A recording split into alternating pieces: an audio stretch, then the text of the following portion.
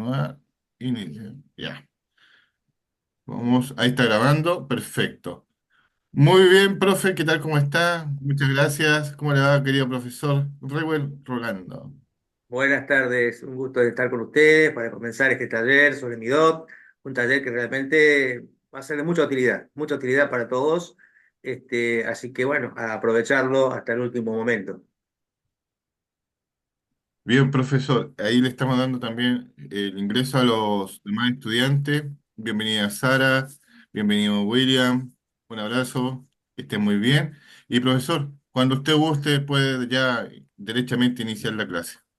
Muy bien, entonces comenzamos la clase de hoy, taller sobre Midot. Vamos a tener hoy una clase introductoria y la clase que viene vamos a hablar acerca de la práctica del Musar, ya vamos a ir viendo de qué se trata. Y después sí vamos a ir abordando las distintas cualidades del carácter, clase a clase, hasta la última clase, de dos por vez. Esa va a ser la modalidad.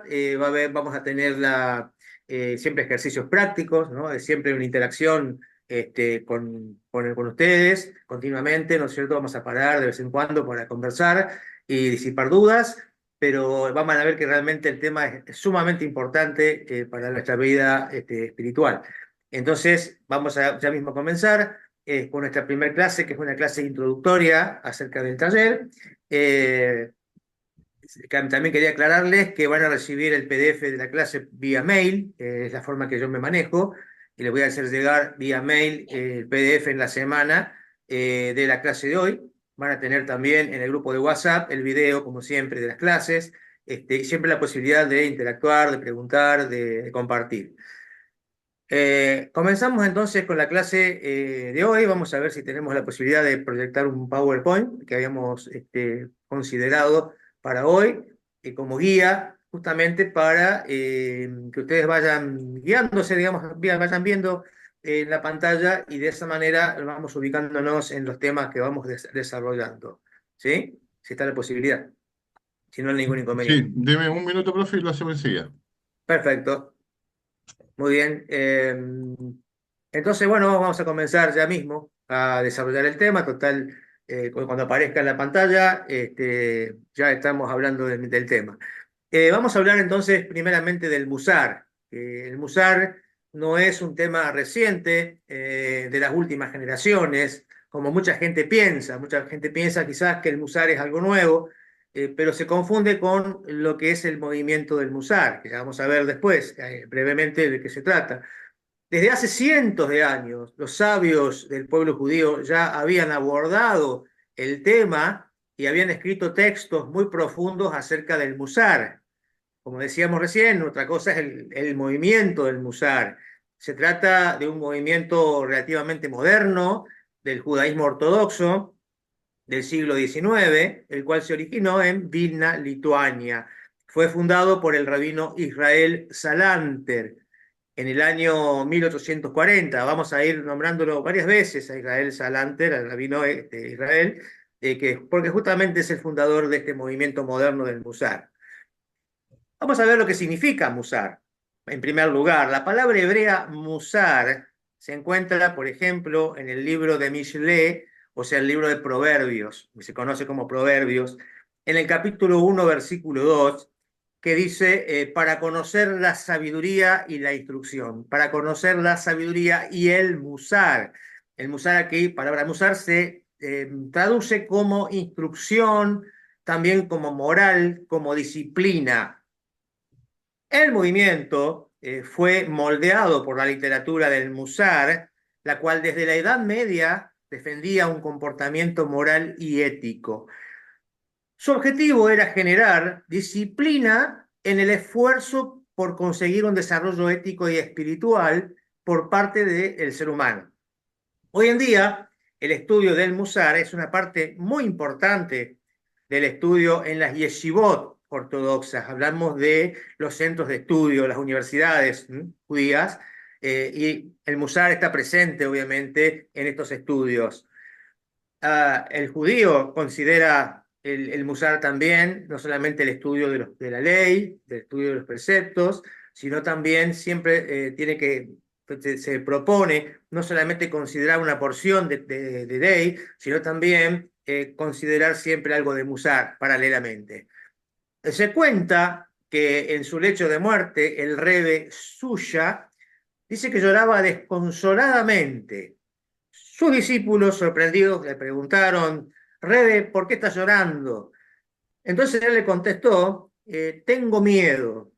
Entonces los discípulos le dicen, con toda la Torá que has enseñado, con todas las buenas acciones que has cumplido, con todas las obras de bondad que has hecho, ¿cómo puede ser que tengas miedo? A lo cual el Rebe le contestó, tengo miedo de llegar al otro mundo y encontrarme con el Creador y no que me pregunte por qué no fui como Moshe o no fui como David, sino que me pregunte por qué no fui más de mí mismo, por qué no fui más yo mismo. Esta es la pregunta central de la transformación espiritual, la pregunta para llevar una vida íntegra, ¿no? Debemos procurar ser nosotros mismos, poder brillar en nuestra esencia, desde nuestra esencia, pero como nosotros, no como otro, adoptando algo que no somos, sino siendo nosotros mismos como Dios nos creó. Eh, ¿Cómo hago para ser auténtico? ¿Cómo hago para ser yo mismo? ¿Cómo hago para vivir una vida plena de sentido de acuerdo a mis propias convicciones? Musar se trata de una ética basada en las virtudes, basada en la idea de que al cultivar las virtudes internas, nos mejoramos a nosotros mismos. Los maestros del Musar reconocieron que el simple hecho de aprender sobre la bondad no nos hace más amables o más bondadosos. O sea, simplemente el aprender no nos cambia. Además, no nos transforma. Además, entendieron que nuestros impulsos, nuestras heridas, nuestros apetitos internos, a menudo se manifiestan como la inclinación al mal, como el Yetzer Hará, que nos impide activamente comportarnos como debemos. El rabino Elías Lopian describió al Musar como enseñar al corazón lo que la mente ya comprende. Interesante, enseñar al corazón lo que la mente ya comprende. Una cosa es que la mente comprenda y reciba instrucción, reciba sabiduría, conocimiento, y otra es que se aplique eso mismo al corazón, que tiene que ver con la parte ya emocional, con nuestras cualidades mismas del carácter, que nos definen nosotros cómo nos comportamos, en definitiva, o cómo somos. Entonces escribió Rabbeinu Yonah, dice, saber separarse de las transgresiones se llama sabiduría. O sea, decir, evitar caer en transgresión, poner cerco, conocer qué está mal. Es lo que estudiamos cuando estudiamos las siete leyes universales, y cuáles son sus derivados y demás cuestiones que tienen que ver con guardarnos de cometer las transgresiones. Después de estudiar qué son las buenas acciones, qué son los preceptos o qué son las buenas acciones en general, y qué son las transgresiones, que serían las faltas cometidas, el incumplimiento, el quebrar justamente una ley, no cumplirla. Es necesario estudiar lo grave y malo que son estas últimas, que son las transgresiones. Y el que se encuentra en estas, el que se encuentra envuelto en las transgresiones, deberá concientizarse de esas transgresiones que él mismo está cargando. A este conocimiento se llama musar. O sea que el musar viene a darnos luz acerca de dónde vienen las transgresiones. Porque las transgresiones vienen porque hay cuestiones internas del alma, hay cuestiones que no están equilibradas, que no están correctamente en su lugar, hay cualidades del carácter que no están bien, que hay que justamente corregir, y esos son los que están justamente llevándonos a cometer transgresiones. Es la raíz en realidad. Entonces, sobre las palabras de Rabbeinu Yonah, que acabamos de mencionar, el rabino Meir Hadash explica que el musar no es para ayudarnos a realizar las buenas acciones, ya que esta es la finalidad de la sabiduría. O sea, uno estudia Torá, recibe sabiduría de la Torá, y esto nos ayuda a hacer las buenas acciones y cumplir los preceptos. El musar comienza únicamente después de llegar a la categoría del cumplimiento de las buenas acciones. El musar es saber y estudiar el mal que provocan las transgresiones, el daño que hacen las transgresiones. Y justamente completa esta idea el Gaón de Vilna, diciendo que recibir sabiduría significa no caer en las manos del Yetzer Hará, o sea, nos previene y nos alerta contra esas insinuaciones que recibimos de la inclinación al mal, ¿no? Que nos quiere hacer transgredir los preceptos, la ley de Dios. Y disciplina, que tiene que ver con Musar, ya conectado con el Musar, significa que si ya caímos en las garras del Yetzer Hará, si ya caímos como víctimas, debemos luchar contra él por medio del Musar.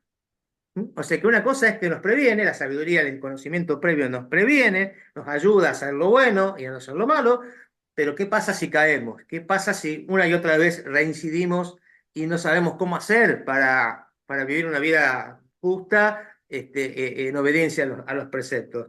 Y justamente viene el Musar a enseñarnos a que podamos encontrar cuál es el origen, cuál es la cualidad que está mal, para que la podamos corregir, de esa manera no seguir transgrediendo los preceptos, ¿no?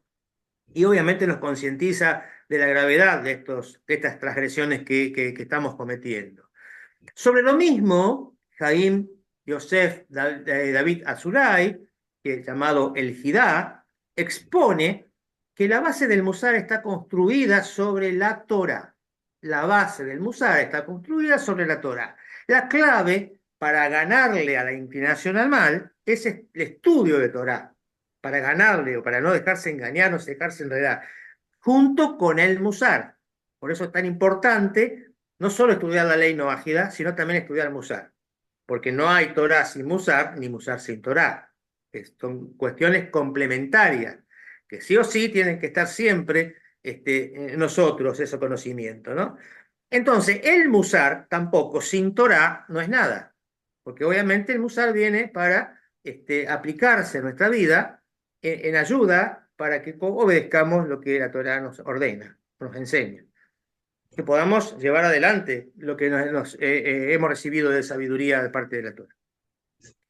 El maestro, nuevamente Israel Salanter, el rabino Israel Salanter, el fundador del movimiento moderno del Musar, escribió que el Musar es la Torah para la estupidez del corazón.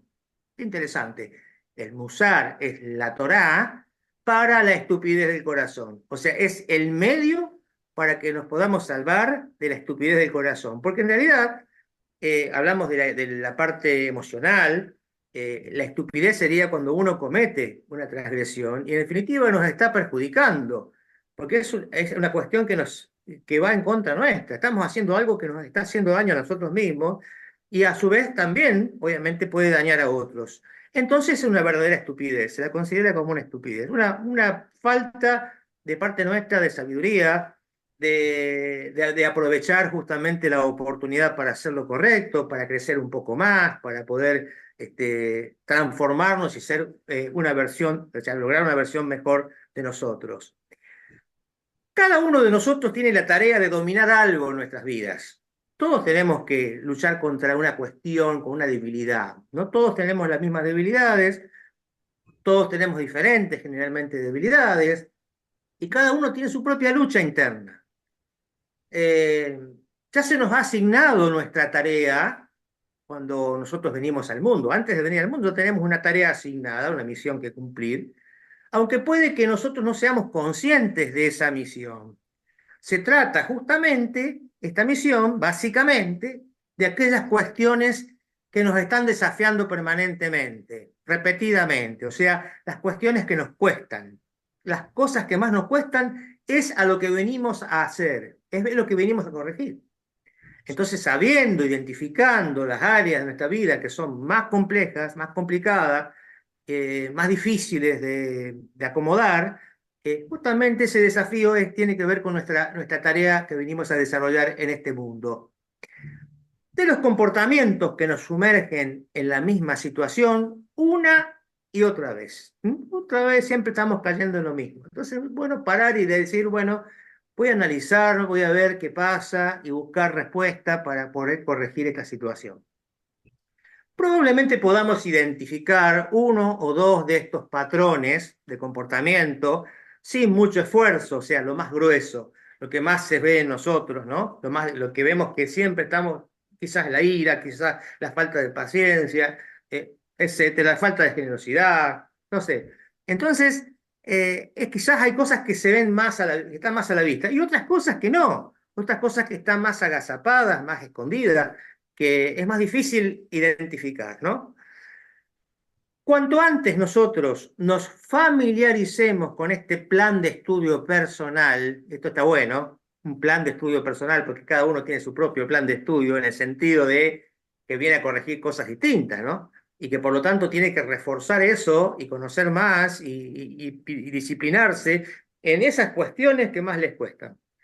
Y justamente entonces, cuanto antes la persona se familiarice con este plan, y lo domine, más rápidamente se librará de estos patrones habituales de la conducta que permanecen siempre, ¿no? Todo el tiempo. Entonces también la persona sufrirá menos, porque justamente estas situaciones nos traen sufrimiento personal y quizás también a otros. Causaremos, como dijimos, menos sufrimiento a los demás y haremos nuestra contribución al mundo. O sea que mejoraremos el mundo al mejorarnos a nosotros, que es nuestro potencial único y más elevado. O sea, cada uno vino a realizar una tarea que nadie más puede hacer. Y cada uno es una pieza en el rompecabezas que nadie puede reemplazar. Pero tenemos que esa pieza debe colocarse en su lugar, en correctas condiciones, en el lugar correcto tiene que colocarse esa pieza, que sería nuestra vida rectificada, nuestra vida corregida, como parte de un todo que es el mundo, la humanidad, para que justamente la humanidad en general en sí se mejore, el mundo se mejore. Y haremos nuestra contribución entonces al mundo, que es nuestro potencial único y más elevado. Cada uno de nosotros somos un alma. O sea, no tenemos un alma, sino que somos un alma. Con solo limitadas excepciones, todo lo que existe en nuestro mundo interior es un aspecto del alma, e incluida la personalidad, las emociones, los talentos, los deseos, la conciencia, la sabiduría, y mucho más. Incluso las facultades que normalmente asignamos a la mente, como el pensamiento, como la lógica, la memoria, el olvido, son también características del alma, pero no todas las facetas del alma son accesibles al pensamiento consciente, o sea, no siempre podemos acceder a esas facetas del alma de manera consciente, darnos cuenta fácilmente. Necesitamos muchas veces hacer un análisis muy profundo, ¿no es cierto? Y estudiarnos mucho tiempo para poder llegar, ¿no es cierto?, a cuestiones que no están allí visiblemente enseguida. ¿Eh? Existe una región interior oscura, que es la fuente de todo lo que aparece a la luz del día en nuestras vidas, que está allí muy oculta. Estas dimensiones interiores del alma viven dentro de nosotros en profundidades que no son accesibles a la mente racional, como dijimos. El alma en realidad es un todo indivisible. No hay división entre corazón y mente, entre emociones e intelecto. Todas son facultades del alma. El alma es una unidad. Ahora, esta topografía de la vida interior ha sido desarrollada, o sea, ha sido abordada de manera separada, con un propósito práctico justamente para abordarlo y para poder darnos herramientas para ayudarnos a corregir cuestiones particulares. O sea que en definitiva se aborda el alma como con por partes, en definitiva, pero con una intención práctica, no es que el alma está dividida, el alma es una sola unidad. Entonces el objetivo del Musar es ayudarnos a transformarnos para que la luz de la santidad, de la Kedushá, brille más intensamente en nuestras vidas y a través de nosotros en el mundo. Ese es el objetivo básico del Musar, es ayudarnos a transformarnos, habla de un camino de transformación. Un camino de transformación significa que a cada paso vamos siendo otro, vamos cada día, a cada paso, siendo, digamos, construyendo una nueva versión de nosotros mejorada, ¿no? A cada paso. Entonces, a eso se refiere la Kabbalah, a un camino de transformación, que es la Kabbalah, es la mística, la Kabbalah es lo más profundo de la Torá, el conocimiento más profundo, que nos habla de esa transformación permanente del alma. que venimos de una manera y a cada paso ya somos otro. No soy el mismo hoy que hace un año atrás, ya soy otra versión, soy otra persona. Eh, Toda la santidad que podríamos desear ya está dentro de nosotros. Toda esa luz, esa pureza, ya está en la misma alma, llamada Neshama. Este núcleo interno profundo es inherentemente puro y santo y sagrado, y es el asiento de la imagen y semejanza divina en la que nosotros fuimos sido creados. Esta Neshama no puede ser contaminada ni siquiera por malas acciones. Ni siquiera por malas acciones. O sea, esto es algo muy importante, sobre todo diciente con las religiones y los cultos, en donde se habla del pecado original, de que el ser humano es malo. No, la Torá nos dice que tenemos el alma, en lo más interno, el alma que es chispa divina, luz, y que esa luz no puede ser contaminada. No puede ser contaminada. Esa luz es pura, está en nosotros, y ahora vamos a ver por qué no se manifiesta esa luz en nosotros, que ese es el problema en realidad. Pero dentro hay una luz, hay un alma que no puede ser contaminada. El alma es pura, como se dice cada mañana cuando se levanta, hace las bendiciones y justamente se dice esto de que el alma que me has dado es pura. No puede ser contaminada por ninguna acción, mala acción o como querramos decir, ¿no? Eh, ok, un segundito. Vamos a ver. Bien. ¿Cómo vamos por aquí? ¿Vamos entendiendo más o menos lo que estamos diciendo? Sí, señor. Ok. Bien. Muy bien, muy bien, maestro, perdón, muy bien. Perfecto, perfecto. Ya vamos a ir parando para que ustedes puedan preguntar y manifestar sus dudas también, ¿no? Pero estamos viendo ahora básicamente que el alma, que es muy importante dejar este concepto claro, el alma es pura. Ahora vamos a ver qué pasa, por qué no se manifiesta esa pureza, esa luz en nuestras vidas. Que ahí está el problema y a eso apuntamos para buscar la corrección, ¿no? Entonces, bien. Esta alma entonces no puede ser contaminada, ¿sí? Eh, Ni siquiera por las malas acciones que cometemos. Entonces, ¿qué es lo que impide que la luz de nuestra Neshama brille constantemente en nuestras vidas y en el mundo? El Musar señala aquí otra dimensión del alma llamada Nefesh. Nefesh. Si bien la Neshama, el alma superior, es siempre inmaculada, es pura, el Nefesh es la dimensión de la vida interior que alberga todas nuestras características reconocibles, denominadas Midot. Midot a Nefesh. Los rasgos del alma, las medidas del alma, que justamente vamos a abordar en este taller. La Neshama no cambia, la Neshama es pura y no se inmuta, es luz, pero en la Nefesh encontramos rasgos que pueden estar alineados o desalineados, de manera que pueden ser útiles o pueden ser obstructivos, que sean un impedimento, un obstáculo. Maimónides dice que cada rasgo de carácter que no está alineado crea un velo, una cortina, ¿no? Que oculta la luz de la santidad, la luz de la santidad del alma. Son estos rasgos del alma desequilibrados los que obstruyen el flujo de la luz interior que viene de la Neshama. Estos rasgos definen nuestro trabajo espiritual. El Musar nos dice que todas las cualidades humanas, incluso la ira, los celos, etcétera, no son ni buenos ni malos. Es cuando tenemos demasiado o muy poco de un rasgo de estos que surgen nuestros problemas espirituales. Por ejemplo, un exceso de ira puede llevar al asesinato libre o a ocasionarle daños, ¿no es cierto?, a otras personas físicamente inclusive, pero también una ausencia total de ira hace que la persona no ponga límites y no se levante contra las injusticias, que también es necesario también poner límites y también es necesario muchas veces plantarse en contra de injusticias que se cometen. Entonces, por lo tanto, hay que buscar el equilibrio. El Musar entonces nos permite reflexionar acerca de nuestros comportamientos, a los que llama midot o medidas. Si estos están medidos o desmedidos, si están en exceso o falta. El objetivo es llevarnos al punto medio, a llevar a cada una de las midot, cada una de las medidas o de los rasgos de carácter del alma, al punto medio, punto de equilibrio, en donde no haya ni exceso ni tampoco haya carencia.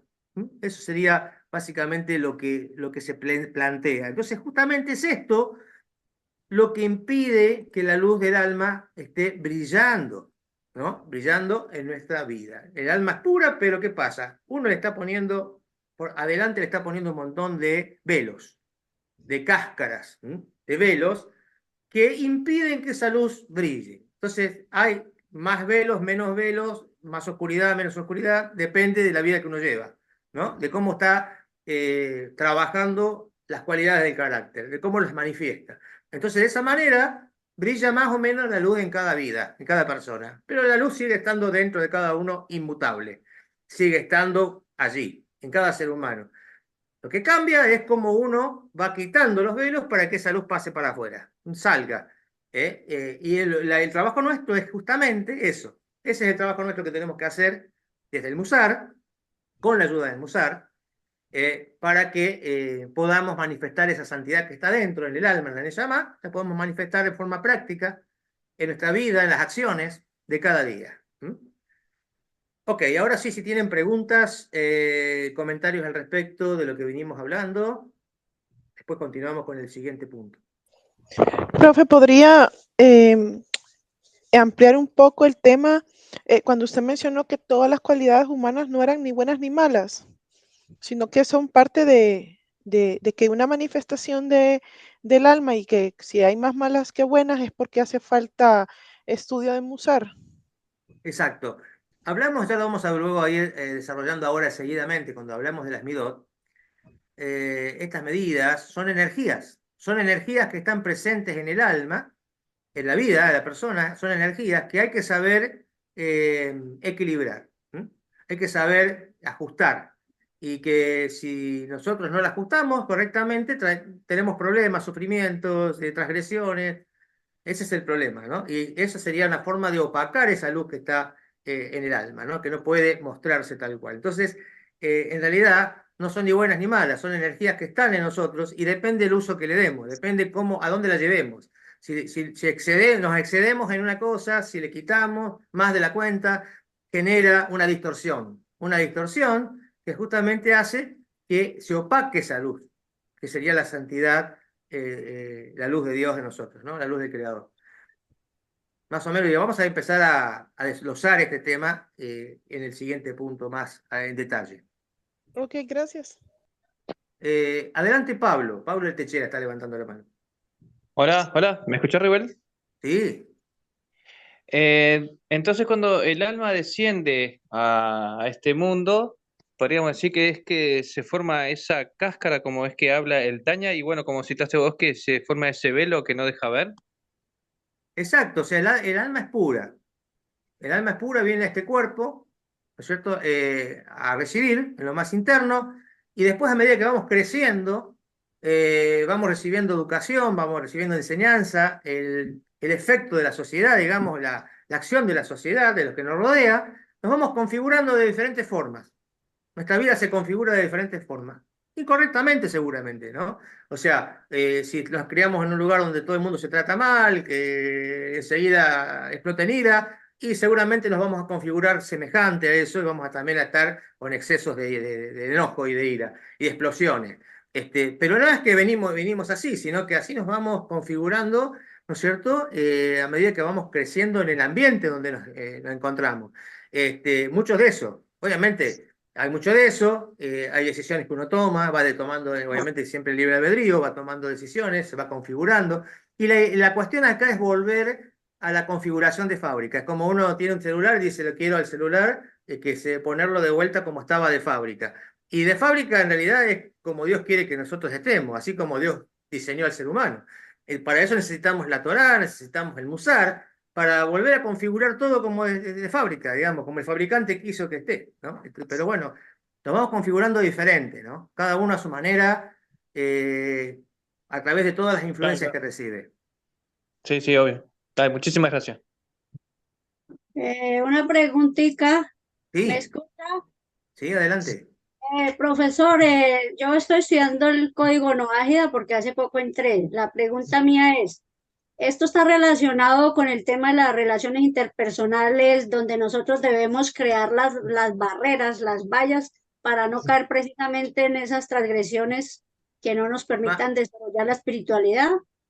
Más que todo tiene que ver cuando, digamos, nosotros estamos viendo que no tenemos éxito, estamos reincidiendo y cayendo una y otra vez en lo mismo. Entonces, es decir, vamos a la raíz de la cuestión, a la raíz del problema que está en nuestra alma, ¿no es cierto?, en nuestra nefes, y justamente allí vamos a ver qué cuestiones están desbalanceadas y cómo poderlas llevar a su punto justo, ¿no? Para no llegar a transgredir. Siempre detrás de la transgresión está originalmente esto de justamente, digamos que hay alguna medida que está desbalanceada fuera de lugar, ¿sí?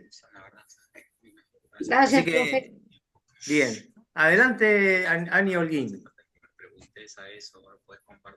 Hola, profesor, gusto en saludar. Un gusto.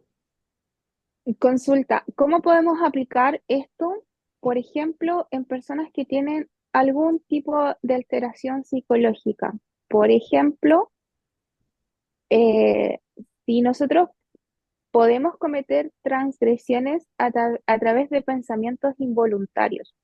¿A qué llamo involuntarios? Por ejemplo, pensamientos que son intrusivos, por ejemplo, la gente que padece TOC.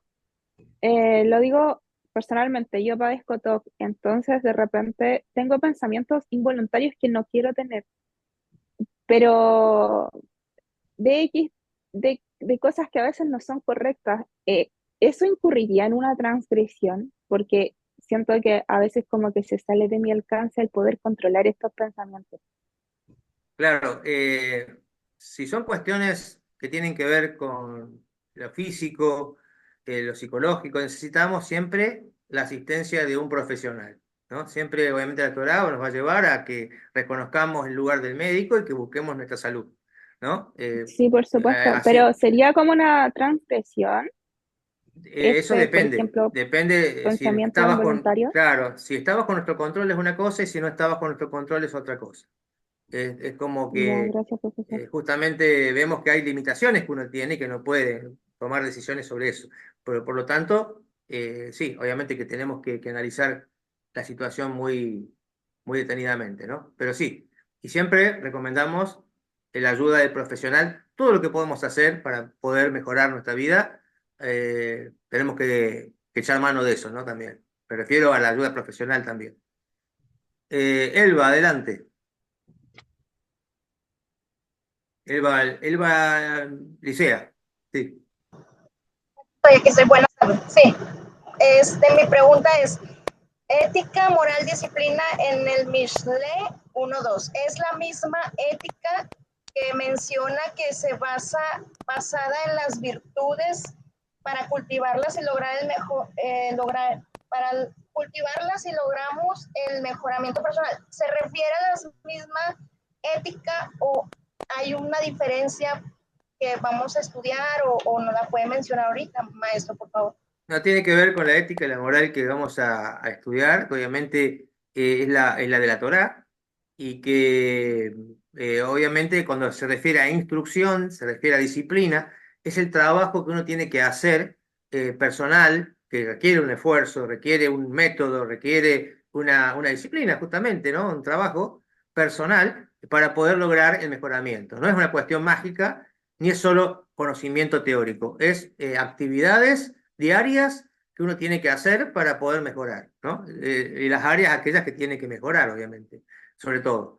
Es un trabajo continuo, permanente, y obviamente siempre cuando hablamos de la ética y la moral, es la ética y la moral universal, la de la Torá, que obviamente para lograr eso necesitamos no solo instrucción, sino también disciplina. ¿Sí?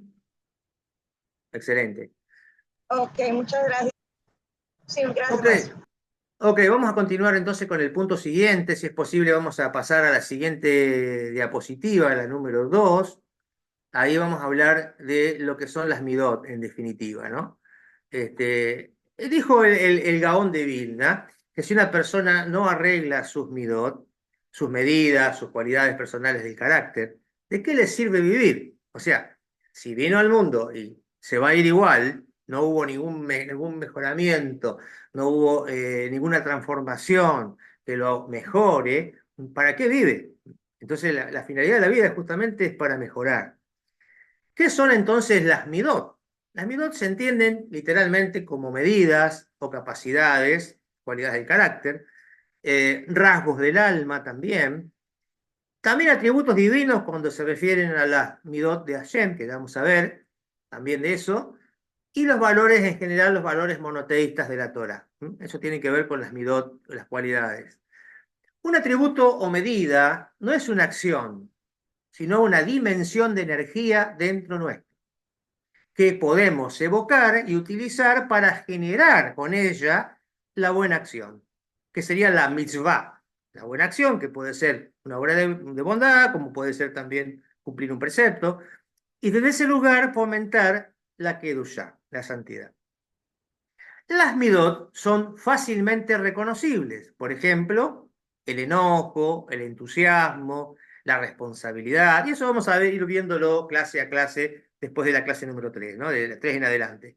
Estas son categorías de nuestra alma y el objetivo no es erradicarlas, no es que tenemos que quitarlas. Por ejemplo, el enojo hay que erradicarlo, quitarlo de nosotros porque es algo que no tenemos que llevar con nosotros. No, son energías que están en nosotros, las tenemos que reconocer y las tenemos que llevar a su punto de equilibrio, ¿no es cierto? No son malas ni buenas, simplemente depende cómo la utilicemos y para qué. Todas ellas son parte de quienes nosotros somos, así nos diseñó el Creador y debemos procurar llevarla justamente al punto de equilibrio. Por ejemplo, el enojo no es ni positivo ni negativo, simplemente existe dentro nuestro. Un enojo excesivo, como dijimos antes, puede llevar a la violencia, lo cual está mal, y la ausencia del enojo también puede hacer que no luchemos contra las injusticias, que también está mal. A través del estudio y la práctica del Musar, podemos equilibrar las características o rasgos de nuestra nefesh, o sea, nuestra alma, que tiene más contacto, digamos, el alma animal, el alma que tiene contacto con el cuerpo, que tiene, como dijimos, las emociones y demás, que hacen que la luz interior de la Neyamá se atenúe. Por medio de la introspección, del autoexamen, cada uno de nosotros puede identificar aquellos rasgos del carácter que operan como obstáculos en nuestras propias vidas interiores, para poderlos estudiar y poner en marcha nuestro trabajo personal de transformación. O sea que de ahí en adelante hay que trabajar mucho con uno mismo. Y de eso se trata, trabajar en uno y sobre uno, con la sabiduría que viene justamente del Musar, estamos hablando, con actividades prácticas, leyendo libros de Musar y aplicando disciplinas, que ya vamos a ver, y digamos, y herramientas que nos provee el mismo Musar para poder trabajar sobre cada una de las cualidades. Que lo vamos a ver ya en la clase que viene. El objetivo de la práctica del Musar no es adquirir características predeterminadas, sino que nos podamos convertir en la versión más refinada, perfeccionada y elevada de la persona única que ya somos. O sea que no es acá convertirse en nada que no somos, sino volver a ser quien realmente somos. Ser más de uno mismo, ser uno mismo y no adquirir cuestiones extrañas que vienen de afuera. Vamos a seguir con la siguiente diapositiva. Ahora vamos a pasar a la siguiente diapositiva y allí hablamos de los aspectos del alma. Hablamos, en primer lugar, de la Neshama, ya lo vimos, es el aspecto más elevado, el alma superior, el más puro del alma, que brilla en lo más profundo de nuestro ser. Dice justamente Moshe Ibn Ezra, refiriéndose a la luz de la Neshama, dice, en mi cuerpo el Eterno ha encendido una lámpara de su gloria. En definitiva, habla del alma como una lámpara, como una vela encendida, como luz puesta por el Creador, la luz del Creador, ¿no es cierto?, en nuestro propio interior. Ruach se traduce muchas veces como espíritu, tiene que ver con el espíritu de vida, simplemente aquello que nos da animación y vigor físico, lo que nos mantiene vivos, animados, le da movilidad al cuerpo, vida. Bueno, justamente es el Ruach. Y finalmente el Nefesh, que es lo que más nos interesa, el que vamos a estar trabajando.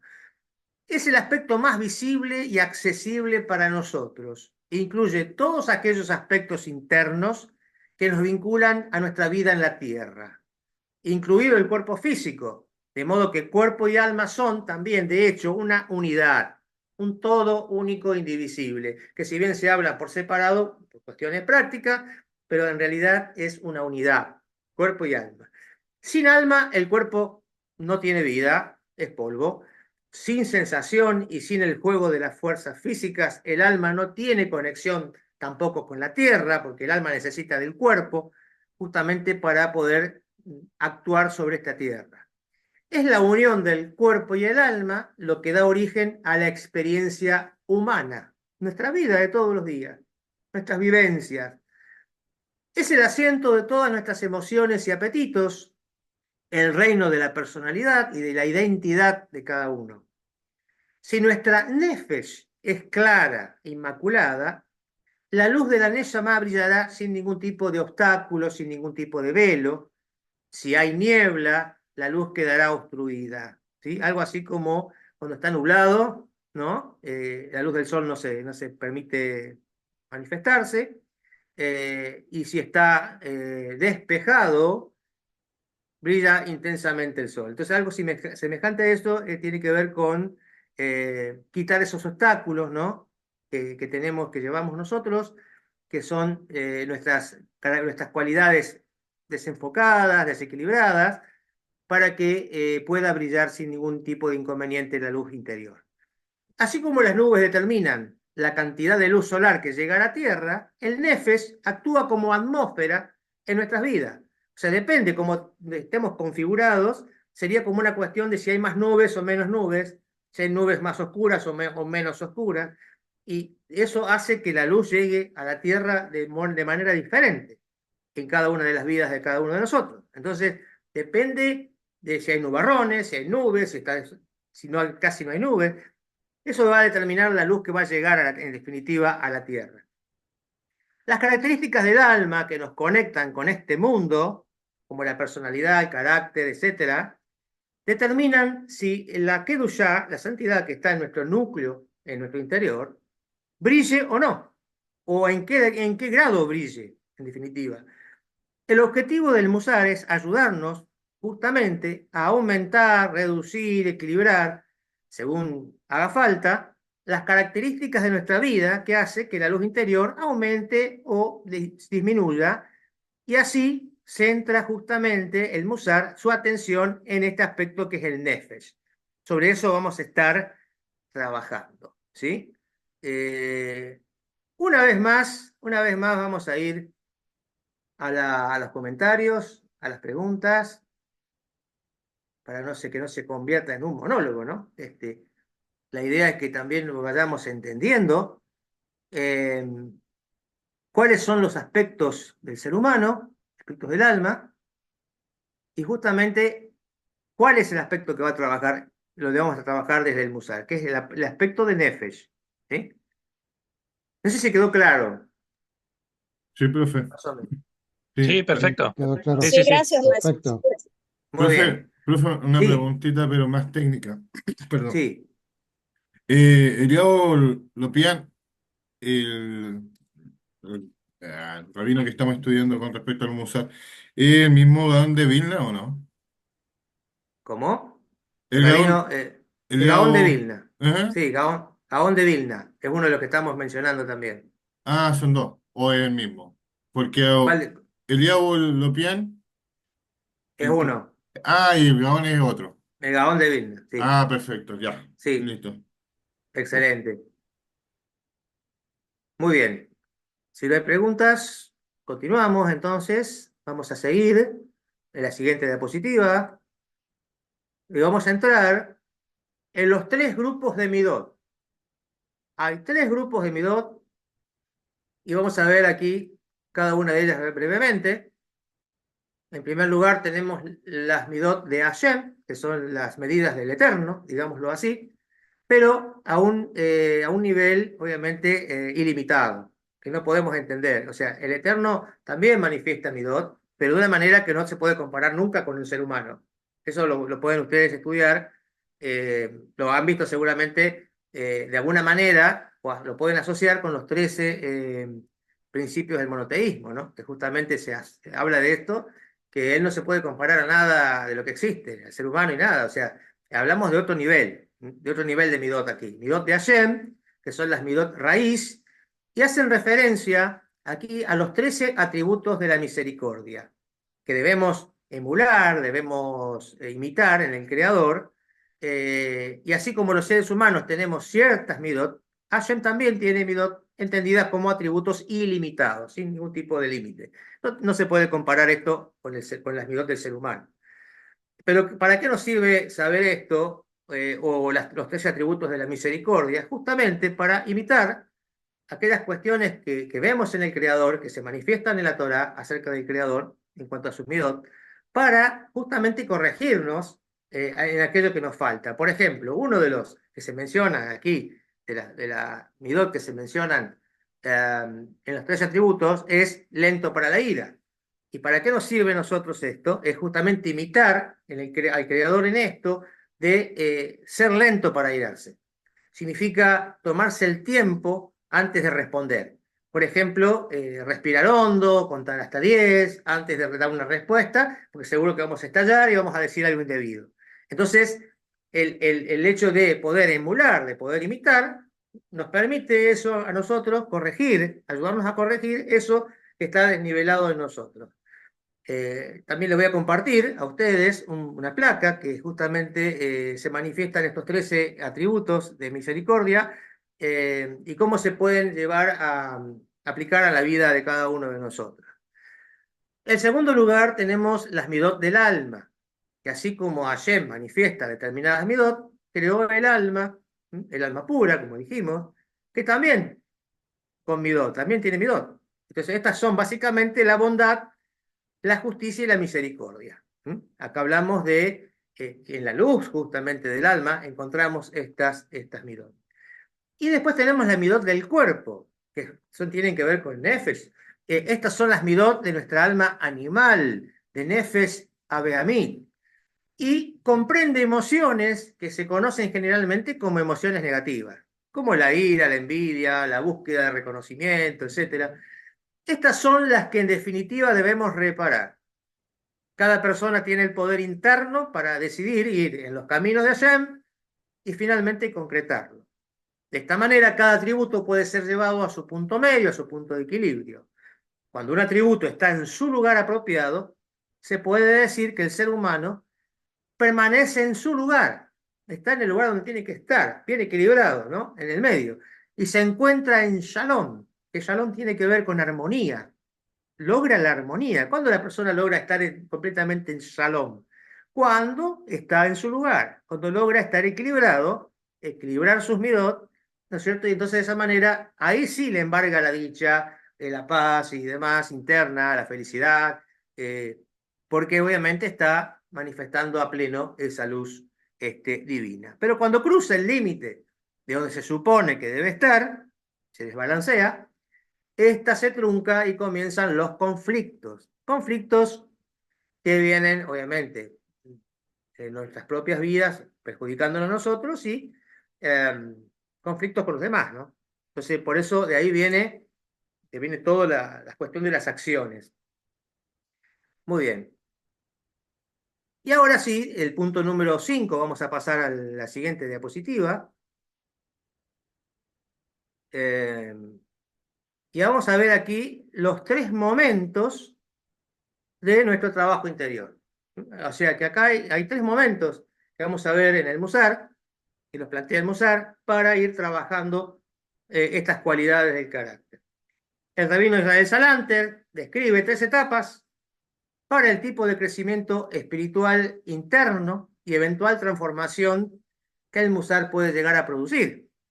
Un viaje que surge de y que requiere como inicio esta profunda reflexión y aceptación del yo auténtico.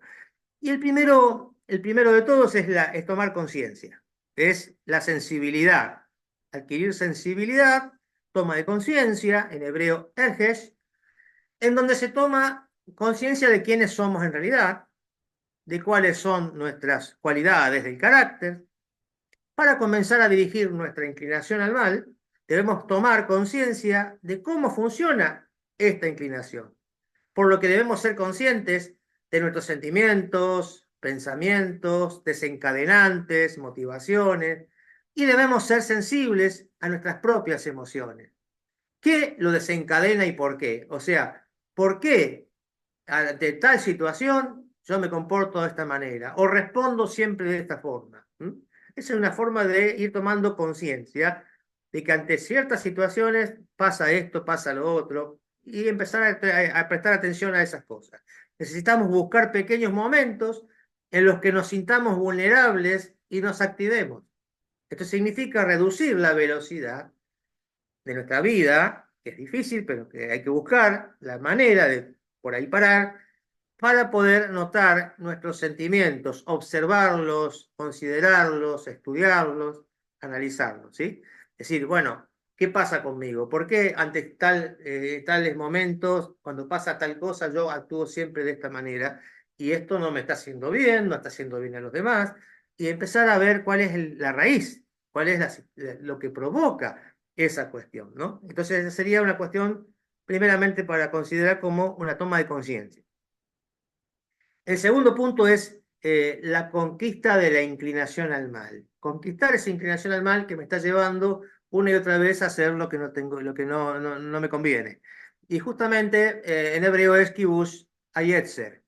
Significa que a veces, en circunstancias que nos toca atravesar, la cantidad de midá, la proporción justamente, puede ser incorrecta. La midá en sí misma no está mal, o sea, la cualidad y carácter no está mal, simplemente no está calibrada. La corrección entonces es una moderación, no un cambio a gran escala, es correr un poco los valores. Y una vez que seamos capaces de notar nuestras vulnerabilidades y factores desencadenantes, podremos tomar una decisión consciente sobre si seguir nuestras inclinaciones, ¿sí? O sea, justamente saber detectar cuándo estamos haciendo algo incorrecto y cuándo no, y saber cuándo tenemos que parar, cuándo tenemos que decir basta. Cuando surge algo, utilizamos entonces el autocontrol, lo cual no siempre es una tarea fácil, es muy difícil porque requiere, como decíamos, disciplina, esfuerzo personal, para tomar una decisión que se alinee con lo que sabemos que es correcto, en lugar de la decisión que va a satisfacer los impulsos de nuestra inclinación al mal.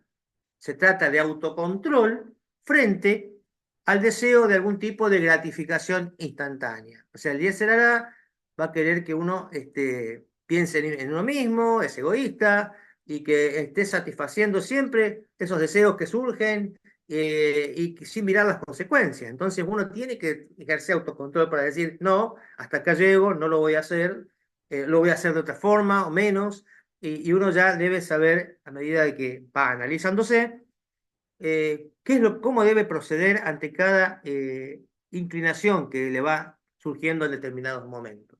Cómo actuar sobre esa inclinación que le viene a él, ¿no es cierto?, en ese momento. Y finalmente el tikkun, que sería la corrección de ese atributo, de esa amidad. Se trata de usar nuestro punto medio para transformarnos en nosotros mismos. O sea, en la persona que el creador quiere o que diseñó, para que seamos así. Para justamente de esta manera también reparar la tela rota del mundo. Corregir también, hacer el tikkun olam o la corrección del mundo. Necesitamos saber quiénes somos, entender cómo somos, para que podamos ser agentes más efectivos para el bien, para poder aportar lo mejor de nosotros mismos de manera más poderosa en esta tarea sagrada del Tikkun. Se trata de utilizar nuestros deseos, nuestros impulsos para el bien, a diferencia del Kibush, el anterior, No se trata de decir no. Recién veíamos que en el punto anterior, que era decir no, es poner límites, decirle a la inclinación al mal, no, hasta acá llegaste, no voy a hacer esto. No. Es autodisciplina, es autocontrol. Pero acá justamente no se trata de decir no, sino de poner esa misma inclinación, esa energía, al servicio de algo bueno, de algo productivo. El ejemplo rabínico clásico que se menciona en estas cuestiones es, por ejemplo, una persona que tiene un instinto asesino, ¿sí? Que se convierte en carnicero kosher. O sea, toda esa energía que puede ser utilizada para hacer daño, la está utilizando, ¿no es cierto?, para faenar animales y demás, que va a terminar beneficiando a las personas que van a consumir ese alimento. O alguien, por ejemplo, que ama ganar las competencias, siempre quiere ganar, siempre está compitiendo con todo el mundo. Entonces, esa manía, digámoslo así, que puede tener la persona, debe utilizar eso para competir consigo mismo. Por ejemplo, para realizar más y más actos de Gesed, más y más actos de bondad. Entonces, es competir con uno para mejorarse cada día más. Esa energía de competencia que la utilice para él mismo. Entonces es utilizar toda esa energía que por ahí la estábamos utilizando mal para transgredir, utilizarla para hacer algo bueno.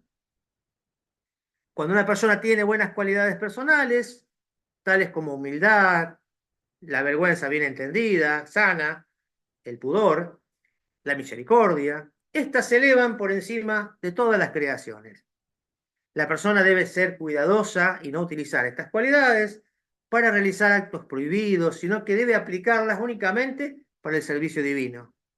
No debemos utilizar nuestras cualidades de la manera que a nosotros nos parece, sino más bien para la Torá, para los preceptos, para las buenas acciones.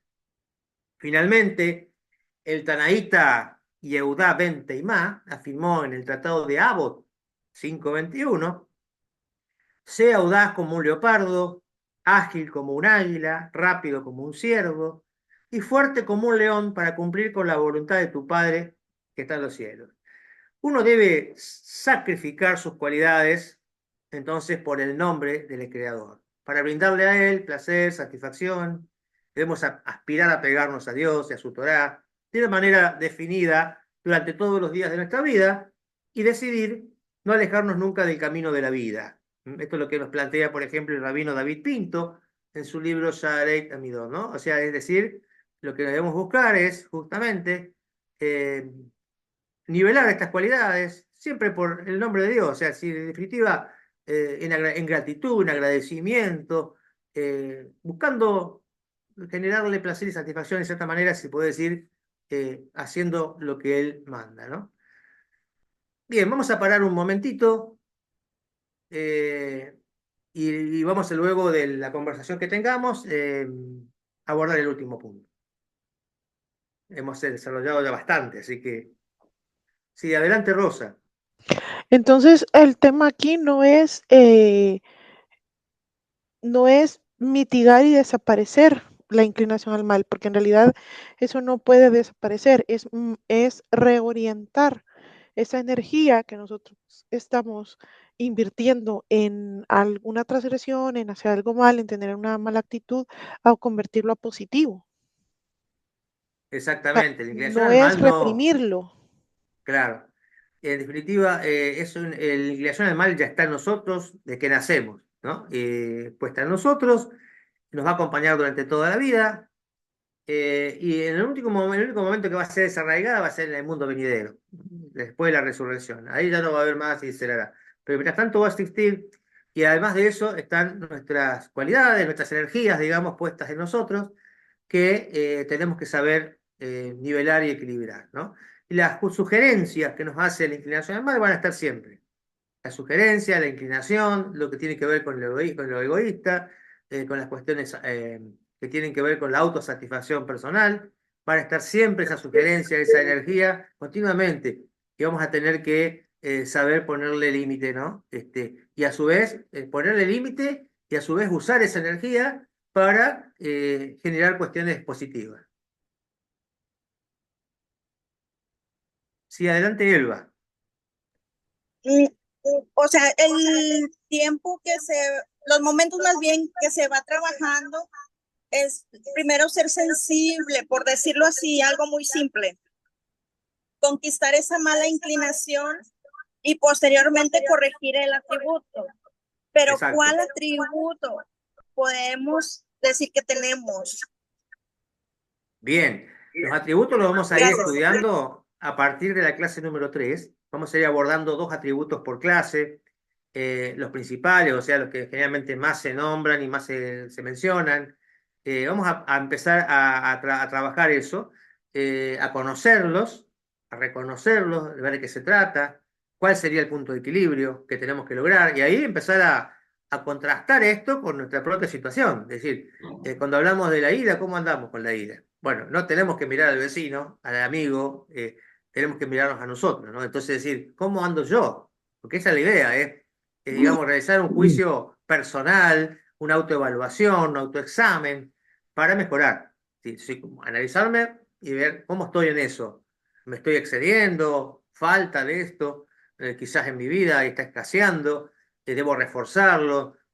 Bueno, esa es la idea, de poder ir viendo atributo por atributo, dos por lo menos por clase, y dar también actividades prácticas para poder desarrollar estas cuestiones, ¿no?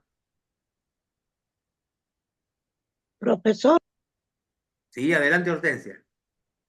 ¿Cómo le entonces va? ahorita esta apenas es la instrucción a los temas que continúan.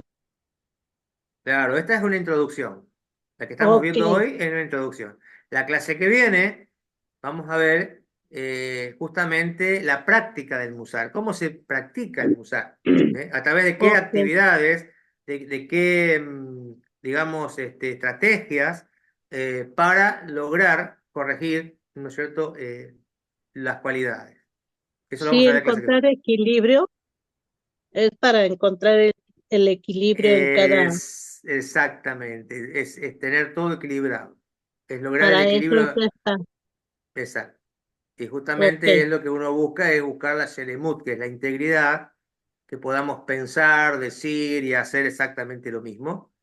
muy bien. Poner todo en línea, equilibrio, que podamos ser personas íntegras con Selemut, eh, personas, digamos, que podamos lograr vivir en esa integridad, que es lo ideal, ¿no? Así que bien, Rosa, adelante. ¿Alguna literatura complementaria, Ahí aparte del material justamente, de clase? sí, le voy a dar obviamente toda el PDF, digamos, de toda la clase, así como lo fuimos desarrollando. Al pie del estudio hay las fuentes de la bibliografía que se utilizó para el taller. Obviamente que todos los libros que debemos usar son buenos, sobre todo, bueno, los que se recomiendan siempre es Orkot Sadikim, Mesillat Yesharim, que es El Camino de los Justos, de Rabino Lusato. Son 2 libros fundamentales, los Orkot Sadikim y Mesillat Yesharim. Ahora, todo esto que estoy yo dándoles a ustedes ha sido sacado de muchos lugares, de muchas fuentes, de muchos libros, y no es fácil conseguir este material así como está diseñado en algún libro. O sea, es digamos, una compilación, una consulta de muchas fuentes, de muchos libros, para llegar a hacer este taller, ¿no es cierto? Así, de esta manera, eh, para que ustedes tengan este orden, puedan lograr este entendimiento, ¿no es cierto? Y después sigue pasar a los que son las Midot. Que generalmente los libros tratan directamente, los libros de Musar, de las Midot directamente, van directamente, hablan por ejemplo, de la pereza, de la humildad, y, bueno, cuál sería el punto correcto, si cuál sería la parte negativa, cuándo es negativo, cuándo no. Bueno, eso generalmente se aborda en los libros de Musar, que más se recomiendan y se estudian. Entonces, pero esto ya es una cuestión donde va más allá, donde se organiza todo este conocimiento del Musar, donde se abordan también cuáles son las herramientas, las estrategias que nos brinda el Musar para abordar cada una de estas medidas y llevarlas a un punto de equilibrio. Y obviamente también sugiriendo actividades prácticas para hacer todos los días, ¿no? Por ejemplo, con respecto a cada una de las cualidades que vamos a abordar. Ok, gracias, profe. Esa es un poco el pantallazo de lo que es el taller. El taller ha sido pensado de esta forma, de esta manera. Eh, Perdón, sí, perdón, profesor, ¿me escucha? Sí. sí, adelante. Pues a ver, personalmente, pues créame que se me está abriendo el apetito. Fue muy interesante el tema y pues creo que esto nos puede conducir a generar muchos proyectos, eh, proyectos que nosotros podamos hacer en beneficio del prójimo, de ser verdad servidores de Dios y poner en práctica todos estos conocimientos, porque como usted dice, no es solo aprenderlos y tenerlos ahí, pero todavía nos falta mucho para ver cómo llegamos a ponerlos en beneficio de uno mismo y de los demás, no solo quedarse uno con ese aprendizaje. Exactamente, tal cual. La idea es eso, digamos, este taller no viene a resolver de manera mágica la situación de cada uno, es decir, que uno va a terminar corregido totalmente, va a dejar de brillar la luz completamente. O sea, es un puntapié, es una aproximación, es un inicio, ¿no es cierto?, a un camino que dura toda la vida, que justamente es una orientación que se le da de qué hacer en cada situación y para qué lado ir. Y obviamente brindar herramientas que ustedes van a utilizar y van a poder hacer uso en diferentes momentos de su vida, y cada uno de acuerdo a su plan personal, porque digamos que hay personas que luchan con una cosa, hay personas que luchan con otra cosa, y no va a ser el mismo estudio, o sea, va a tener que profundizar más en aquellas partes que más les cuesta a cada uno. Entonces, decir, bueno, yo voy a tener que potenciar más, estudiar más y ahondar más en el manejo de la ira, y otro quizás tendrá que hacerlo en otro tipo de situaciones, ¿no? Por eso, estas son herramientas que se le brindan para este trabajo que va a ser, es un trabajo de toda la vida, ¿sí? De transformación que dura toda la vida. Gracias. Excelente. Bueno, vamos entonces al último punto, ¿sí? Vamos a pasar a la siguiente diapositiva, que es la última. Ahí figura la ilustración del rabino Lusato, es una ilustración que se nos brinda, ¿no es cierto?, a través de las redes sociales, de Internet, como para poder, siempre tratamos de poner un poco alguna ilustración para que se genere un ambiente que tenga más de lo judaico y que podamos conocer un poco más y tomar contacto con estas cuestiones de forma gráfica también. Bien, entonces estamos ya en lo que sería el último punto, que es las enseñanzas del Musar. Y acá hay dos puntos que se plantean como para terminar la introducción, pero abrir obviamente todo, una cuestión que nos va a llevar siempre, quizás toda la vida. eh, pues puntapiés, pensamientos que nos van a abrir la mente, nos van a empezar a generar preguntas. Y las siguientes citas de destacados líderes del Musar de siglos pasados presentan conceptos centrales. Y vamos a ver estos dos puntos. Primero, la única piedra sobre la que descansa todo el edificio es el concepto de que Dios quiere que cada persona se complete en cuerpo y alma. ¿Cuál es el deseo de Dios? Es que el hombre pueda completarse, pueda completarse. Y el rabino Moshe Chaim Lusato, autor de la obra que acabamos de mencionar, que es El Camino de los Justos, justamente él habla de esto, ¿no? Y dice que la palabra hebrea para integridad es shelemut, y un individuo que está completo se describiría como una persona, en hebreo, shalem. La persona completa es shalem, como el rabino Shalem, ¿no? Que lo conocemos y lo apreciamos mucho y recibimos de él también mucha instrucción. Y también shelemut. La palabra shelemut, shalem y shalom pertenecen a lo mismo, digamos, tienen la misma raíz, comparten la misma raíz. Entonces, integridad, ser una persona íntegra, completa, digamos, de un solo material, de que piense, diga y haga todo lo mismo y no esté partido, que piense una cosa, diga otra y haga la otra, es una persona íntegra, ¿no? Que está completa, eh, perfecta en cierta manera, en el sentido de que no hay división en él, una persona shalem, ¿no? Y justamente es la persona que luego puede decir que realmente experimenta este shalom, que sería es entendido más que no nato como paz, sino como armonía global. Lograr esa armonía global, la armonía del ser humano interior y exterior, una sola cosa, una armonía, ¿qué es lo que nos trae este estado de paz o este estado, digamos de bienestar, de felicidad, de dicha interior, de poder ser lo quien uno es realmente, ¿no? Bien, entonces hay algunas preguntas para reflexionar al respecto. Por ejemplo, ¿cuál podría ser la conexión que existe entre plenitud y shalom? O sea, la persona que justamente alcanza la plenitud, ¿sí? Es la persona que también logra la integridad, es la persona que experimenta shalom.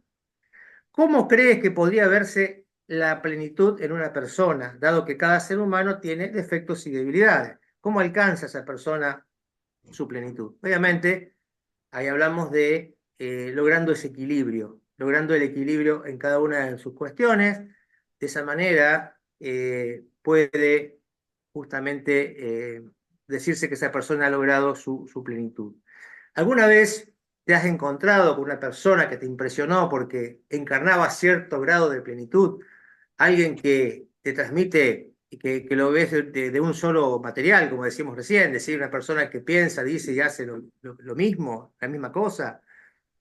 ¿Qué tenía esa persona que te hizo percibirla como un todo, como que no está partido, que no hay cuestiones escondidas, dobles discursos?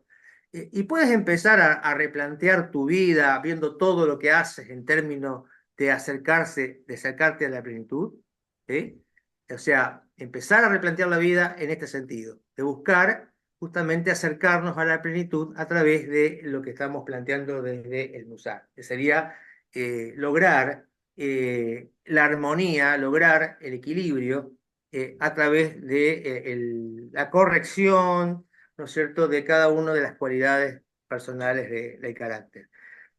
Y el segundo y último punto, con esto vamos terminando, el único propósito de la existencia humana es eliminar de su corazón todo rasgo y atributo de carácter negativo, ¿sí? O sea, ¿para qué el hombre está en el mundo? Es justamente para ir logrando cada día ser mejor. Y obviamente eliminar del corazón estos rasgos negativos. Esto lo dice el rabino Israel Salanter, nuevamente lo nombramos a él, y este es uno de sus conceptos, de sus pensamientos. Y finalmente, para ayudarnos en nuestro plan de estudio personal, que hablamos de que cada uno va a armar su propio estudio personal de acuerdo a sus necesidades, el Musar nos enseña a esforzarnos por alcanzar lo positivo y fortalecer lo opuesto al rasgo con el que estamos luchando. O sea, por ejemplo, si la persona tiende a ser avara, amarrete, en otras palabras, la generosidad debería ser la meta personal, ¿no? Y la generosidad se empieza digamos, a generar con acciones. Por más que la persona sienta, no sienta, lo que va a hacer, lo tiene que hacer igual.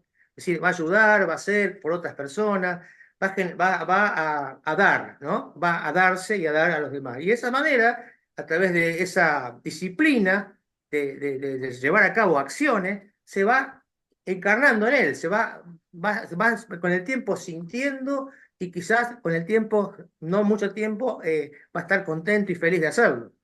Entonces, obviamente que todo empieza con una disciplina. Entonces, una persona criticona, por ejemplo, que se la pasa hablando, juzgando a los demás, tendría que trabajar entonces, por ejemplo, más el rasgo del honor, del respeto, del honor o el respeto a los seres humanos, a las demás personas, con acciones prácticas. Empezar a desarrollar en acciones prácticas, concretas, de todos los días, cuando nos cruzamos con las personas, diferentes tipos de conductas de respeto. Y de esa manera se va corrigiendo esto de ser juicioso con los demás, de estar mirando la conducta de los otros en lugar de mirar nuestra propia conducta. Y así sucesivamente a lo largo de todo el rango de las medidas, de las midot, de la cualidad de carácter, podemos ir trabajando los opuestos para corregir eso que está desnivelado. Bien, de esta manera terminamos con la exposición. Nos quedarían unos minutitos para preguntas, consultas y demás. No sé qué les ha parecido, les ha servido, les gustó, les parece útil. Sí, excelente, profesor Revuelto, lo que ha indicado. Yo en lo personal me estaba riendo porque yo tengo como dos notitas en mi trabajo, porque entiendo que a las finales, tal vez como decía una de las amigas, creo que era Rosa, es decir, no lo vamos a poder eliminar, pero sí poder controlar. Creo que ahí está una de esas partes. Y en lo personal, me estaba riendo porque yo tengo dos notitas, una que dice hazlo ya y en una segunda como levántate, párate. A veces tiendo como a postergar un poco las cosas. Entonces, esas dos notas me han servido como para hacer las cosas este, siempre a tiempo. La gente piensa tal vez que yo sea como muy proactivo, dinámico y que como responsable, pero a veces me río porque sé que es algo con lo cual yo estoy desde hace años trabajando, pero me sirve y ahora entiendo un poco esa parte como darle otra dimensión de lo que mencionaba al principio, que lo he escrito varias veces, que nuestra alma es pura y hacia eso debemos, como quien dice, tener como conciencia. Entonces, de antemano bastante, como dijo también por ahí Luz, muy ansioso por ver las otras clases. Muchas gracias, Bueno, profesor. excelente. Me alegro mucho. Adelante, Pablo Techera. ¿Qué tal? Sí, excelente la clase y creo yo que recién ahora entendí lo que era el musar. Yo tenía un concepto desde la ignorancia como que era algo místico, era más tirando para el lado del misticismo, bueno, judío, de la Kabbalah, que tiene mucho que ver, como bien dijiste, Sí, Revuel. Pero ahora entendiendo, como lo explicaste, ahora sé más o menos hacia dónde apunta, que no es algo por fuera nuestro, sino que es un viaje al interior nuestro. exactamente. Y siempre desde la disciplina, ¿no es cierto?, de acciones concretas, de actividades que desarrollamos con responsabilidad y con esfuerzo para corregir. O sea, es una cuestión de un trabajo personal que como todo trabajo requiere un esfuerzo y una constancia, ¿no? Que obviamente en eso por ahí puede que haya por ahí un poco de dificultades en algún momento. Es decir, la constancia, en la perseverancia hasta lograr un cambio, lograr una transformación, mejor dicho, en ese punto, ¿no? Pero bueno, no hay que desalentarse, sino al contrario, siempre eh, apostar hacia adelante, ¿no? Y saber que estamos haciendo nuestro trabajo de corrección personal que tiene que ver con nuestra misión en la vida. Es decir, la misión en la Y vida básicamente tiene que ver con eso. si me permitís, para Sí. cerrar, siempre consultar con los expertos, en este caso, que nos pueden guiar, ¿verdad? Exactamente, por supuesto, cuando hay dudas, cuando hay necesidad de, bueno, obviamente estar siempre apelando a un maestro, a alguien que esté como nuestro guía, digamos, personal, eh, para que nos disipen las dudas y nos den algún tipo de herramientas y ayuda en ese sentido. Eh, Esa es la idea, de podernos ayudar para mejorar, cada uno lo suyo, ¿sí? O sea, acá obviamente es una visión totalmente introspectiva. Eh, lo que vemos de la Torá es que no se fija en los demás, sino que se fija en uno mismo. Nadie es juez de nadie, es simplemente juez de uno mismo. Y es justamente analizarse uno mismo, pero para mejorar cada día. ¿Sí? También, obviamente, siempre remarcamos el tema de que no estamos, la Torá no va de acuerdo con la culpa es negativa, la culpa destruye, frena, hace daño.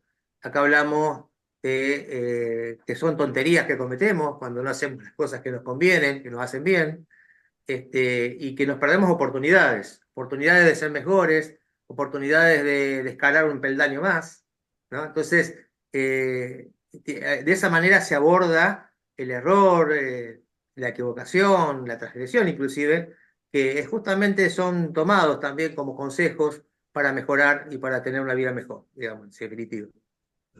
Perfecto, muchísimas gracias, muy linda la clase. Bendiciones para todos.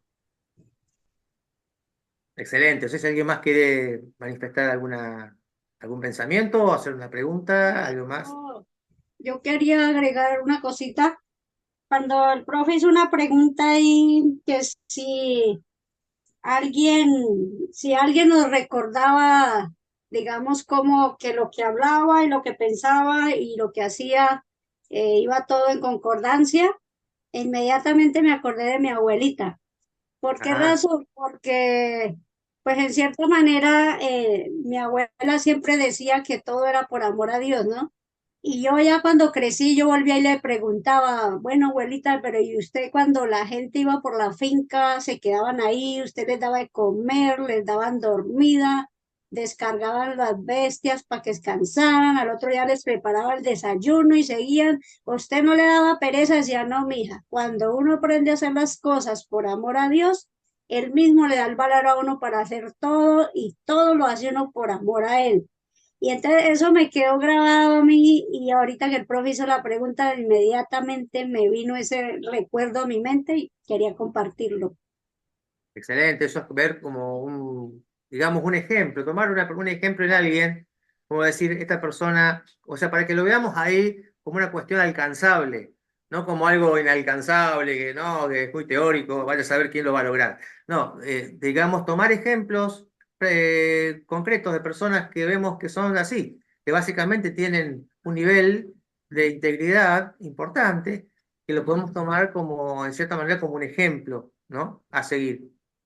Sí, señor. Obviamente que hay cosas que todo el mundo tiene que mejorar, pero básicamente que haya, a grandes rasgos, una vida básicamente íntegra, ¿no? Sí, señor. Profe, Excelente. Muy bien.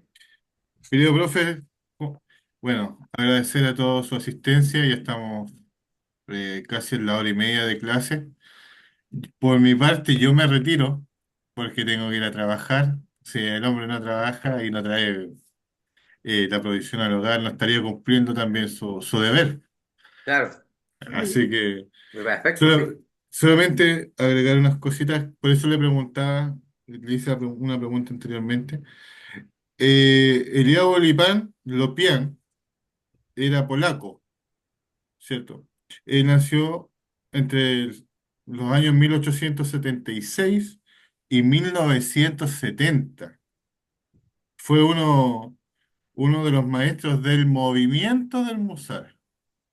Así es. Y me llama mucho la atención la palabra movimiento del Musar. Así como este es el movimiento no ágida, está el movimiento del Musar. Y solamente quería... Y Gaón de Vilna, ya que es de muchos siglos más atrás, del año 1720, 1797, Ujú. y me llamó mucho la atención eso, o sea, ambos están también enfocados con eso, y el libro que usted, eh, uno de los libros que usted recomendó se llama Orhot Sadikim. Orkut Sadikin. Para que lo tomen ahí en Sí. anotación, está alrededor de $13 en Amazon. Cuando tengan tiempo lo pueden buscar. Orhot Sadikim. Sí, también está gratis en cefaria.org, solo que está en inglés, entonces hay que meterle ahí el translator, pero... I know traduction. Ajá. Claro, claro. Pero sí, valga el comercial, ¿verdad? Ahí está por Sí, eso le preguntaba. son libros recomendados. Orkut Sadikin significa los caminos de los justos. Exacto. ¿Sí? Así que Eso.